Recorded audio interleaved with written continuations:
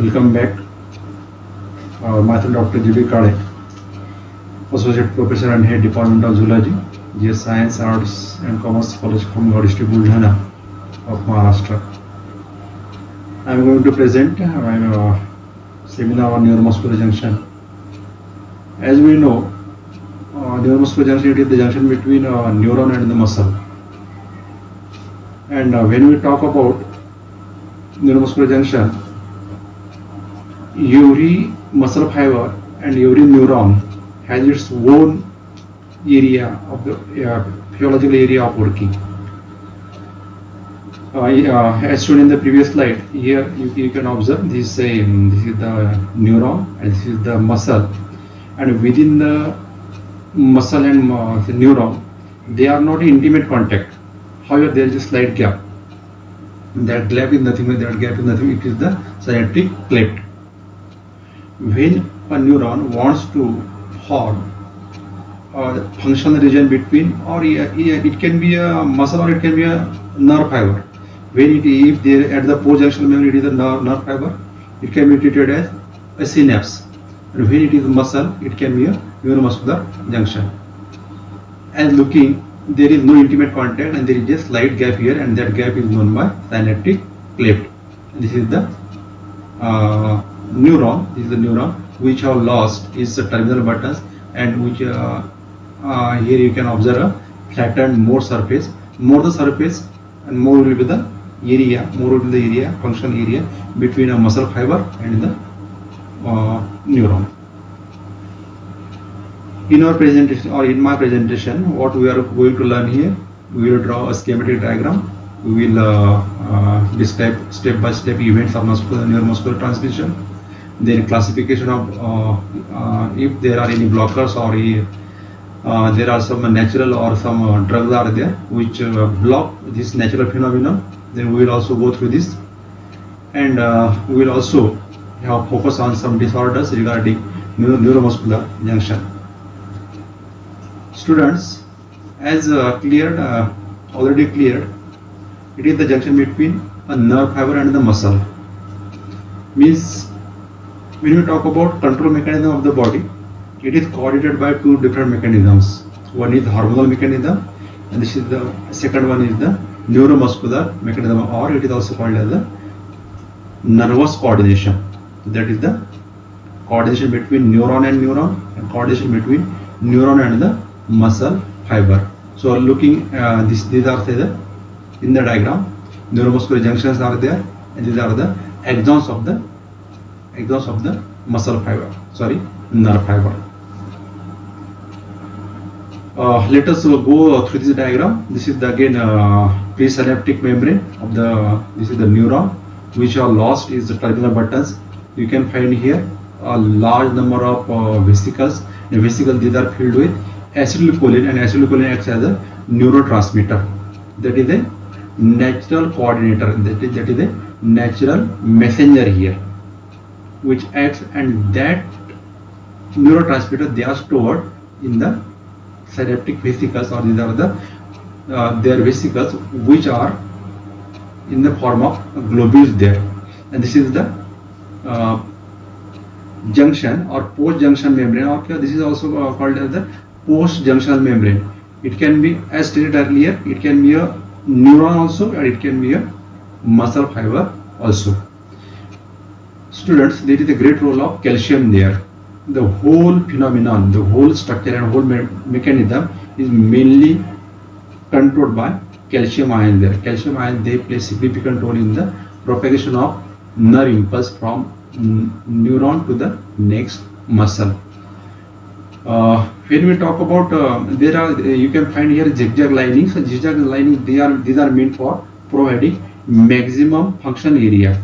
More the surface area, more will be the coordination of nerve impulse from neuron to the muscle, and automatically the muscle will get coordinated and controlled and regulated.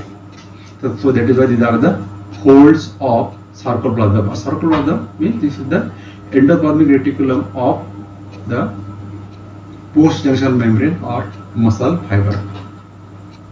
Here again the same diagram which you can find here. These are some calcium ions there. These are the vesicles. and this is the red shown by red color. This is the neuron, or this is the presynapse, and this is the, and you can find here a motor end plate, and there are so many neurons there. You can find this is the neuron, this is the neuron again. But for our work, because we will go mainly deal about the neuron of our purpose. Here these are vesicles. These are shown with green lobules, and naturally there are certain receptors on the post-junctional membrane, and that receptors are called as cholinergic receptors. They are strong in affinity for the choline, acetylcholine, that is a natural neurotransmitter. And उसके लिए यहाँ पर there are so many receptors there. These are the cholinergic receptors. So you can find once the vesicles they become ruptured due to arrival of action potential here, that vesicles after their rupture, these are the quantity is received by the receptor which are located on the post-junctional membrane. Post-junctional membrane, or the this is the membrane of the muscle fiber. Again, through the with this diagram, the things can be more clear cut. You can have here this is the arrival of action potential which is generated here. Students, you can remember one thing. Every neuron has its resting potential when there is no disturbance at all, or when there is no stimulus at all. There is a resting potential, and that resting potential is about -35 millivolt. On the arrival, when we apply stimulus, there is a development of action potential. So as a result of action potential, there is a liberation of, there is a release of acetylcholine, and that acetylcholine was released is received by the receptors which are located on the post-junctional membrane. Here you can find some active zones, and some you can find some there are certain lobules which don't work there, but lobules of the what quantity, what type of stimulus is there, what type of signal is there, what type of activity is to be carried out there. Accordingly, the amount of acetylcholine is released there, and that is received by the receptors which are located on the post-junctional membrane. When we talk about synaptic cleft, as stated earlier, this is the synaptic cleft, that is the junction between neuron and the muscle fiber. So the muscle fiber and neuron, they are not in intimate contact. One thing, get it clear, they are not in intimate contact. However, there is a slight gap, and that gap is nothing but that is the synaptic gap, synaptic cleft. And that synaptic cleft, that is the area, that is the area, functional area between a neuron and the muscle fiber. Again, same, you can find a large number of mitochondria there, large number of globules there, and these are the microtubules, these are the sarcoplasmic reticulum, and maximum that provide maximum area for the purpose of profusion, or say transfer of maximum molecules of acetylcholine towards the receiving site. So these are the channels which are acting thereon. These are certain sodium channels are there.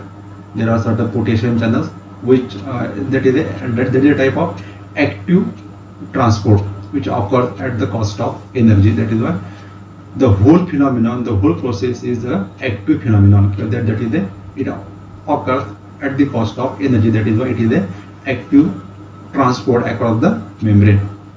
So you can find here voltage gated operating sodium channels, potassium channels are also there, certain calcium channels are also there, and that is why the inner membrane it becomes more positive. Same diagram again. How when we talk about as it is a calcium controlled mechanism, calcium ions they are needed for, and as a result of liberation of calcium ions from their binding site, calmodulin or calcification is the binding site of calcium ions, and that calcium become bounded in the resting position. Now on the application of stimulus at the presynaptic membrane, there is a liberation of calcium ions, and as a result of calcium ions, there is the mill effect is on the acetylcholine lobules or vesicles.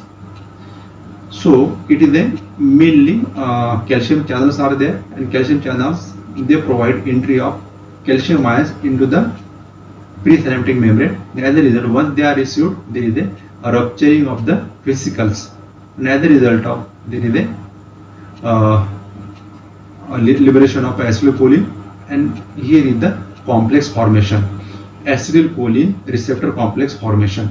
Acetylcholine receptor complex formation is there. Means you can say that the action potential which was at the terminal buttons, which was at the say here in the first diagram, जो यहाँ पे था, now we can say that it has arrived at the post junctional membrane. यहाँ पर the action potential do not travel itself from one membrane to the another. There is a need of neurotransmitters. How they are released there, complex formation is there, and as a result of complex formation, the post junctional membrane it becomes depolarized. Means you can say that the action potential which was initially here now has been traveled towards the post junctional membrane. That is a propagation of nerve impulse from one point to the another. There is no jumping. Means jumping is not there, but it occurs through a design. This is the plant there. This is the natural substance there, and that occurs via the release of that acetylcholine there. Say these are so many microtubules you can have there. This is at the resting potential. Almost all membranes they are always polarized. Later on they become depolarized, and again there is a repolarization of the membrane.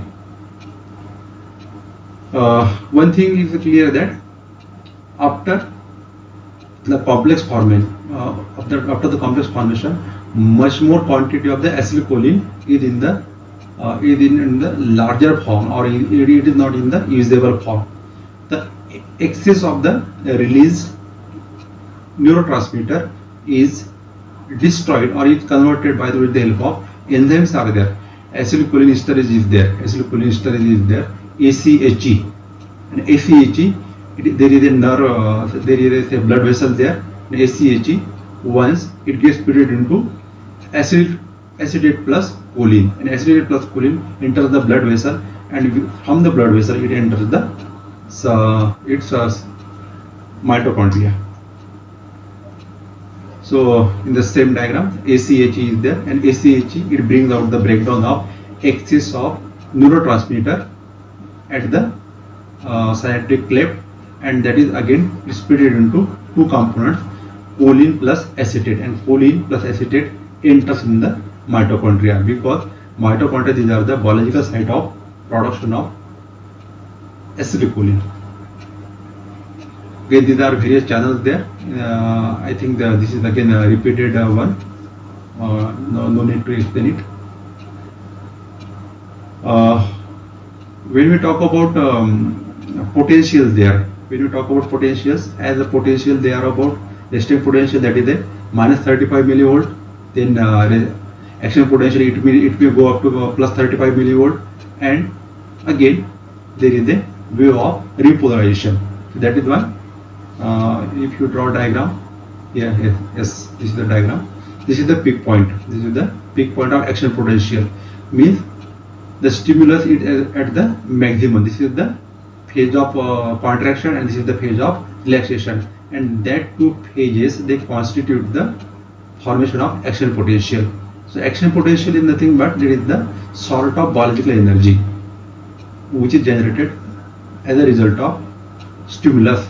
It can be a physical stimulus, it can be a mechanical stimulus, or it can be a hormonal, or it can be any drug. So as a result of stimulus, what type of stimuli they are received by the neurons, and as a result they become depolarized, and as a result of depolarization there is a formation of action potential. Again same diagram is there which explain the excess of neurotransmitter is taken back into the blood vessel, and it is again stored in the mitochondria, and mitochondria, they again biologically take part in the production, and that through the blood vessel it re-enters the presynaptic membrane. This is the whole diagram. This is the complete diagram explaining. This is the neuromuscular junction. This is the junction between. This is the one neuron is there, one or two neuron is there. How a separate neuron control a particular muscle fiber. Muscle, these are made up of so many fibers are there. Fiber, just like a cable wire. You can find a multi-strand wire there, and every wire or every fiber has a separate control there. And finally, that neuron, it forms a complete nerve there. Means every nerve fiber, every muscle fiber, they have their separate mechanism of control and regulation. This is a neuromuscular junction, and this is the say how there is a shortening of A band, I band, and after contraction. Students, you remember that during relaxation, the two bands or two Z lines, they are quite departed from each other. After the application of stimulus, there is a shortening of A band.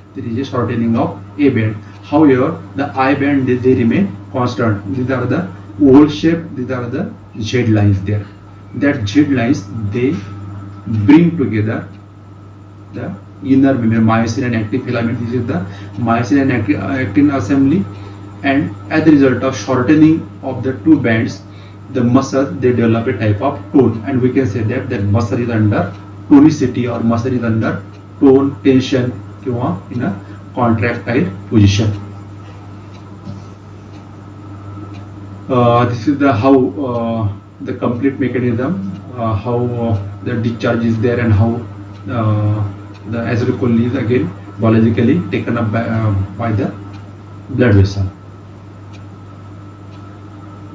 After going thoroughly through this neuromuscular propagation or neuromuscular impulse or neuromuscular coordination, dear friends, there are certain blockages that are there, or it can be a natural blockage, or it can be synthetic, or it can be any drug, or it can be any poison, or snake venom, or also it can be a natural one. As a naturally, there is a everything is normal there. Propaction of action potential at the presynaptic membrane, liberation of acetylcholine, release of acetylcholine, receiving of the acetylcholine, formation of complex, and getting depolarized, getting of the depolarization at the postsynaptic membrane, means propagation of nerve impulse from one neuron to the another. So that is the normal way.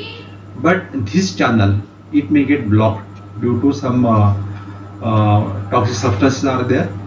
Curare is there, then bengarotoxin is there, the succinylcholine, carbamylcholine, or botulinum toxin. These are the toxic substances which may block your natural way of propagation of nerve impulse from the neuron to the muscle fiber.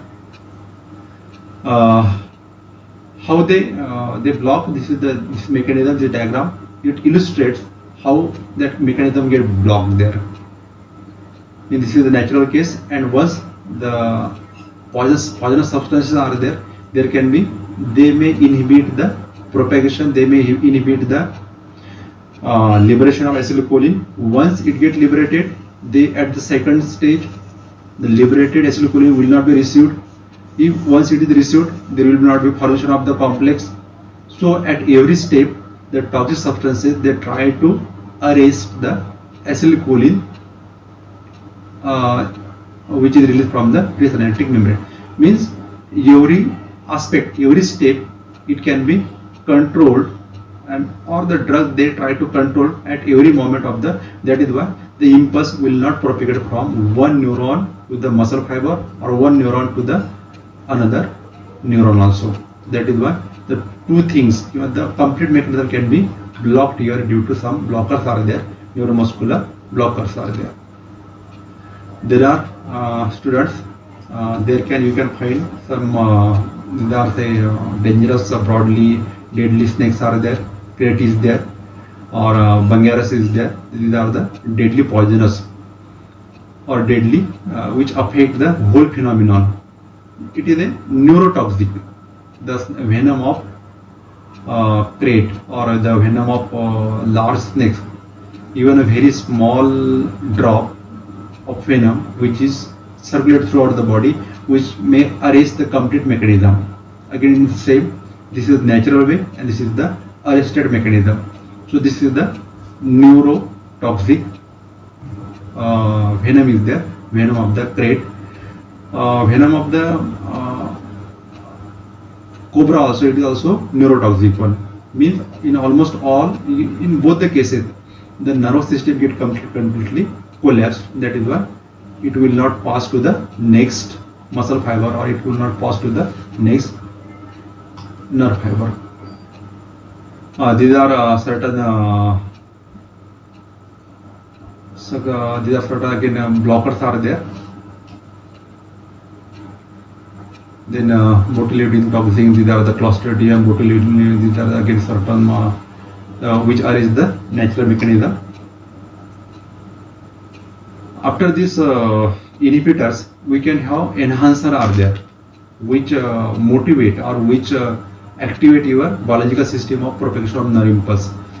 Methacholine is there, carbachol is there, or nicotine is also there, which enhance your nervous system or which trigger your mechanism of nervous coordination. So there are certain natural or there are certain synthetic substances there which bring out the propagation of nerve impulse at the rapid manner.